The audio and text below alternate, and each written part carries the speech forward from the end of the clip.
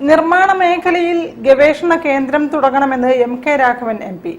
Builders association of India Kozhikode centre പുതിയ ഭാരവാഹികളുടെ സ്ഥാനാരോഹണവും സംസ്ഥാന സമിതി യോഗവും ഉദ്ഘാടനം ചെയ്ത് സംസാരിക്കുകയായിരുന്നു അദ്ദേഹം.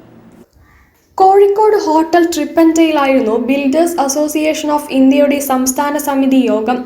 ഇതിനോടനുബന്ധിച്ചായിരുന്നു അസോസിയേഷൻ കോഴിക്കോട് സെന്റർ പുതിയ ഭാരവാഹികളുടെ സ്ഥാനാരോഹണം. ചടങ്ങ് എം.കെ. രാഘവൻ എം.പി. ഉദ്ഘാടനം ചെയ്തു. നിർമ്മാണ മേഖലയിൽ ഗവേഷണ കേന്ദ്രം തുടങ്ങണമെന്ന് അദ്ദേഹം പറഞ്ഞു.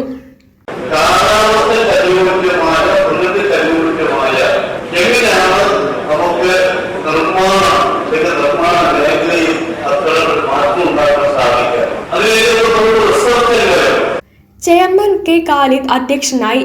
തോട്ടത്തിൽ രവീന്ദ്രൻ എം.എൽ.എ. അംഗങ്ങൾക്കുള്ള ഇൻഷുറൻസ് വിതരണ ഉദ്ഘാടനം നിർവഹിച്ചു.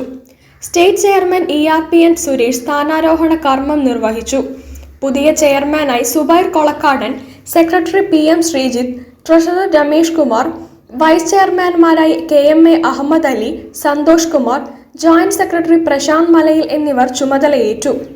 കേരളത്തിൽ ഏറ്റവും അധികം തൊഴിൽ നൽകുന്ന രണ്ടാമത്തെ മേഖലയായ നിർമ്മാണ മേഖലയെ സംരക്ഷിക്കണമെന്ന് ബിൽഡേഴ്സ് അസോസിയേഷൻ യോഗം ആവശ്യപ്പെട്ടു.